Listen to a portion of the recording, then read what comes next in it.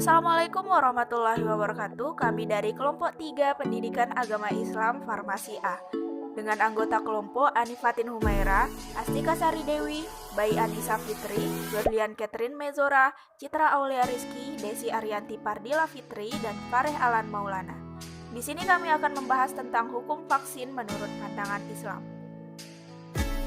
Dengan Anifatin Humaira sebagai pemateri pertama, Astika Sari Dewi sebagai pemateri kedua, dan Fareh Alan Maulana sebagai pemateri ketiga.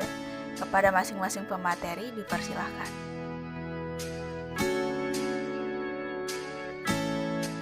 Halo semua, saya Anifatin Humaira sebagai pemateri pertama. Yang pertama adalah pengertian vaksin. Vaksin adalah bahan antigenik yang digunakan untuk menghasilkan kekebalan terhadap suatu penyakit. Vaksin biasanya mengandung gen yang menyerupai mikroorganisme penyebab penyakit dan sering dibuat dari mikrob yang dilemahkan atau mati, dari toksinya, atau dari salah satu protein permukaannya. Yang kedua adalah penggolongan vaksin, yaitu berdasarkan asal antigennya dan berdasarkan kesensitivitasannya terhadap suhu. Penggolongan vaksin berdasarkan asal antigennya dibedakan menjadi 3 vaksin. Yang pertama adalah vaksin live attenuated. Vaksin ini dibuat dari virus atau bakteri yang kemudian akan dilemahkan dengan cara pembiakan secara berulang-ulang. Contoh dari vaksin ini adalah vaksin polio, demam kuning, rubella, rotavirus, dan lain-lain. Vaksin yang kedua adalah vaksin inaktif. Vaksin ini dibuat dari virus atau bakteri yang kemudian dilakukan dengan cara pembiakan. Selanjutnya akan ditambahkan bahan kimia seperti formalin agar virus atau bakteri tidak lagi aktif. Contoh vaksin jenis ini adalah pertussis, kolera, tetanus, rabies, serta hepatitis A. Yang ketiga adalah vaksin rekombinan. Vaksin ini dibuat dengan merekayasa genetik dari virus atau bakteri. Contoh vaksin ini adalah vaksin tifoid dan hepatitis B. Penggolongan vaksin yang kedua yaitu berdasarkan kesensitivitasannya terhadap suhu. Dibedakan menjadi 2 bagian, yaitu vaksin freeze sensitive atau biasa disebut dengan FS. Yang kedua adalah vaksin HS atau heat sensitive. Vaksin FS dapat bertahan terhadap suhu di bawah 0 derajat Celcius. Contoh vaksin ini adalah DT, TT, dan DPT. Sedangkan vaksin HS dapat bertahan terhadap suhu panas lebih dari 34 derajat Celcius. Contoh vaksin ini adalah vaksin campak. Hai teman-teman, perkenalkan nama saya Astika Sari Dewi. Jadi di sini saya akan melanjutkan materi tentang pentingnya vaksin. Sebenarnya apa sih pentingnya vaksin? Nah, perlu diketahui bahwa vaksinasi sangat penting digunakan karena dengan melakukan vaksinasi dapat meningkatkan kekebalan tubuh dan melewati berbagai jenis penyakit yang berasal dari bakteri, virus, dan parasit. Hampir 10 juta angka kematian dari seluruh dunia dapat dicegah dengan vaksinasi. Data ini diperoleh dari WHO pada tahun 2010 sampai 2015.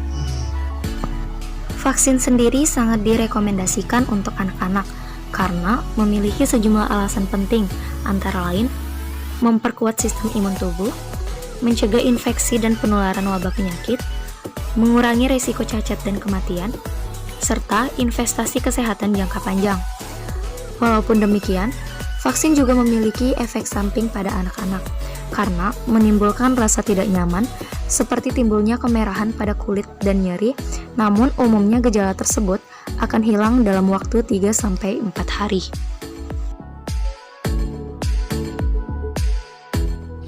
Hai teman-teman, perkenalkan saya Fareh Alan Maulana akan membahas tentang hukum vaksin menurut pandangan Islam. Di sini kami mengumpulkannya menjadi beberapa poin. Poin yang pertama yaitu pada pembuatan vaksin, khususnya vaksin polio, enzim tripsin babi itu memang digunakan, tetapi tidak semua vaksin membutuhkan enzim tripsin babi dalam proses pembuatannya. Enzim ini harus dibersihkan atau dihilangkan sehingga tidak mengganggu tahapan proses produksi vaksin selanjutnya. Selanjutnya poin yang kedua yaitu pada hasil akhir proses sama sekali tidak terdapat bahan-bahan yang mengandung enzim babi. Bahkan antigen vaksin ini sama sekali tidak bersinggungan dengan enzim tripsin babi, baik secara langsung maupun tidak langsung.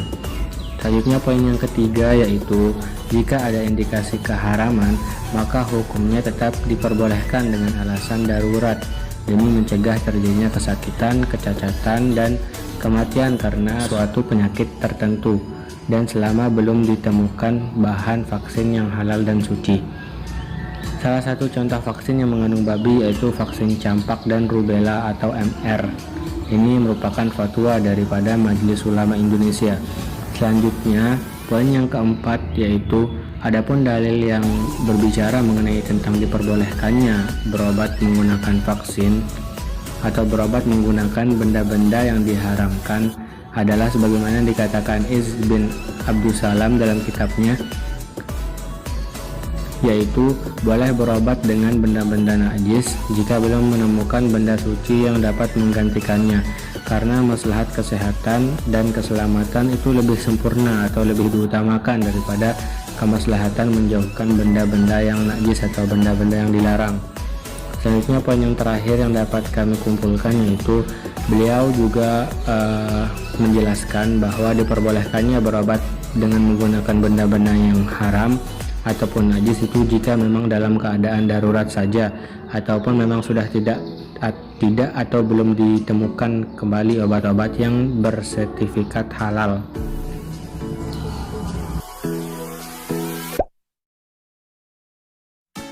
Baiklah, terima kasih untuk masing-masing pemateri. Jadi kesimpulannya adalah, pada dasarnya tidak semua vaksin mengandung babi. Pada proses pembuatan beberapa vaksin memang enzim tripsin babi digunakan. Namun terjadi proses penyaringan hingga miliaran kali sehingga pada hasil akhir proses sama sekali tidak terdapat bahan-bahan yang mengandung enzim babi. Bahkan antigen vaksin ini sama sekali tidak bersinggungan dengan enzim tripsin babi baik secara langsung maupun tidak langsung. Namun di samping itu, terdapat pula vaksin yang mengandung unsur babi seperti vaksin campak dan rubella atau MR. Meski beberapa vaksin mengandung unsur babi, akan tetapi kondisi darurat bisa membolehkan umat Islam mendapat imunisasi MR.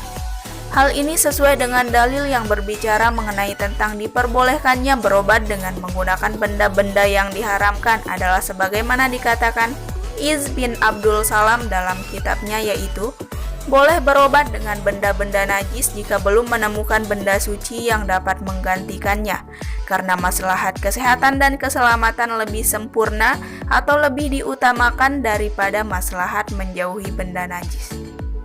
Baiklah, sekian dari kelompok 3. Wassalamualaikum warahmatullahi wabarakatuh.